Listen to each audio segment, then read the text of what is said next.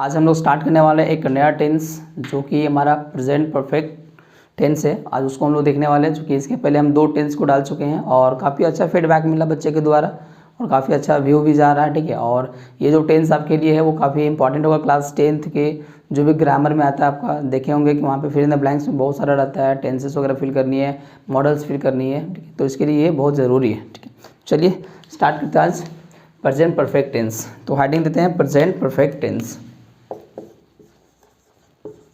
Present perfect tense. चलिए इसके सबसे पहले डेफिनेशन को लिखते हैं। चलिए हम लोग रूल को भी लिख लेते हैं, उसके बाद एक ही बार डायरेक्ट समझने की कोशिश करेंगे। फर्स्ट हमारा रूल होता है अफर्मेटिव सेंटेंस।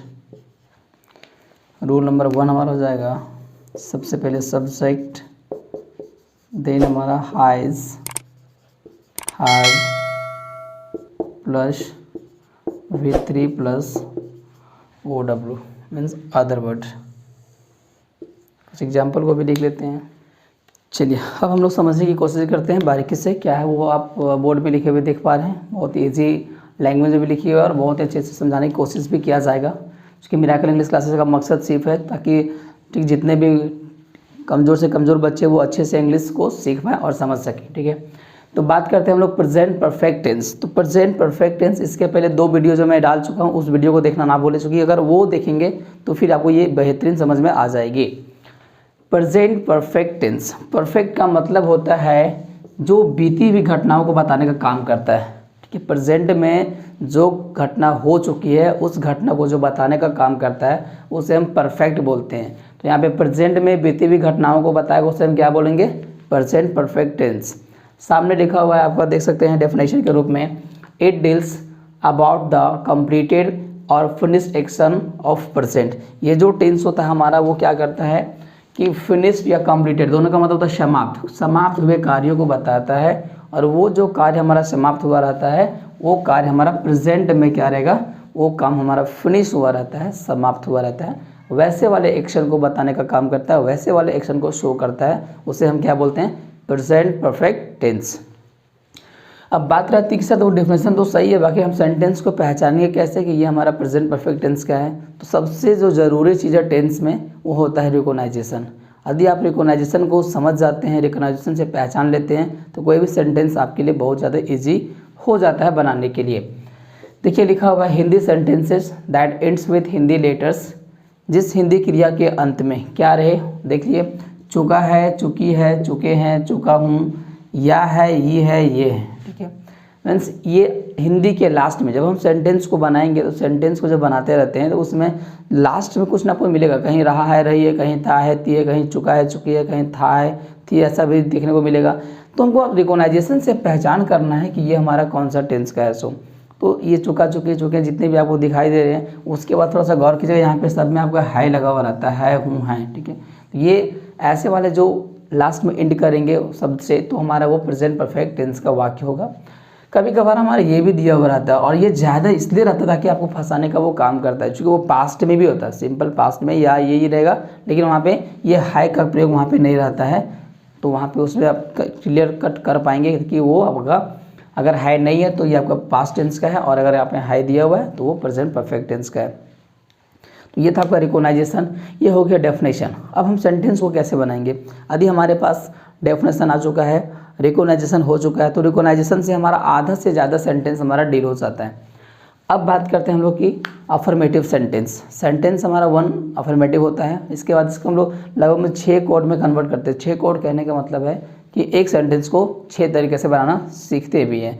तो ये सब अगर बीच में टोटल एक को 6 बनाना सीखना है तो वो मिरेकल इंग्लिश क्लासेस से जुड़े रहेंगे तो आपको सब कुछ मिल ही जाएगा। ठीक है, फिलहाल हम डिस्कस यहाँ करते हैं। सबसे पहले क्या हमारा अफर्मेटिव सेंटेंस, आपके सामने कुछ लिखी गई है एग्जाम्पल के रूप में। चलिए इसको देखते हैं। लिखा हुआ राम खाना खा चुका है। अभी मैंने क्या बोला, चुका है, चुकी है, चुके हैं, या फिर या है, ये है, ये है। देख लीजिए आपको वो चीज़ आपको देखने को मिलेंगे यहाँ पे, चुका है, चुकी है, चुके हैं। अब इस प्रकार से अगर एंड कर रहे हैं तो हमारा कौन सा टेंस के होंगे, हेडिंग में दिया हुआ प्रेजेंट परफेक्ट टेंस। अब इसको हम बनाते हैं, क्या बनेगा। सबसे पहले सब्जेक्ट का डिमांड किया है। सब्जेक्ट हमारा क्या है, तो सब्जेक्ट में बदला राम हमारा सब्जेक्ट हो गया, तो यहाँ पे राम का इंग्लिश क्या करेंगे, राम।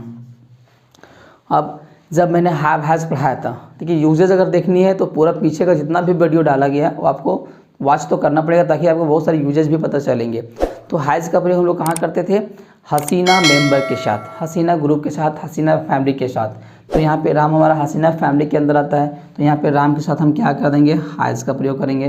तो राम हैज़, ठीक है। उसके बाद हमें क्या चाहिए, वर्ब का तीसरा रूप जिसको हम लोग बोलते हैं V3।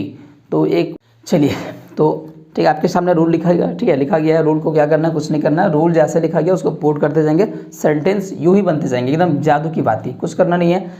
अब देखिए बात की गई थी कि सब्जेक्ट हमारा कौन है, तो सब्जेक्ट आपका राम हो चुका, तो राम लिख दिए।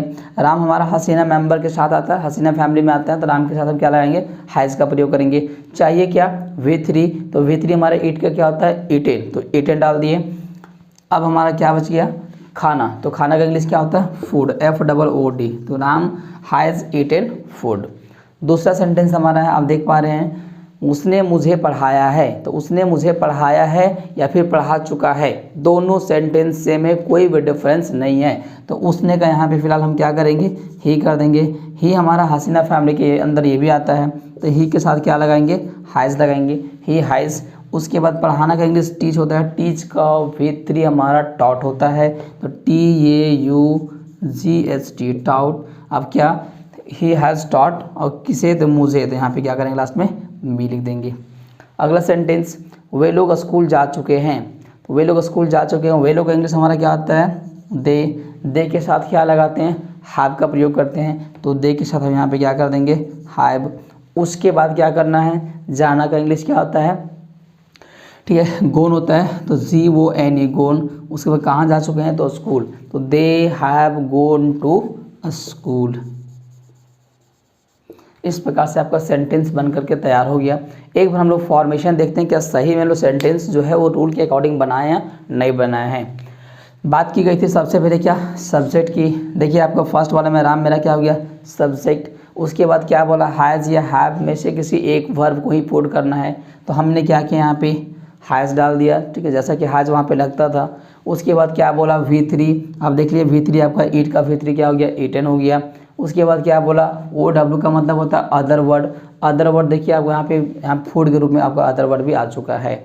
तो जैसा हमारा सेंटेंस रहेगा उस प्रकार से हम बनाने का काम करेंगे, और ये बहुत इजी है, कुछ भास्ट नहीं है। अगर थोड़ा थोड़ा करके अगर हम सीखते हैं तो जा करके एक समय हमारा इंग्लिश काफ़ी ज़्यादा इम्प्रूवमेंट हो जाएगा।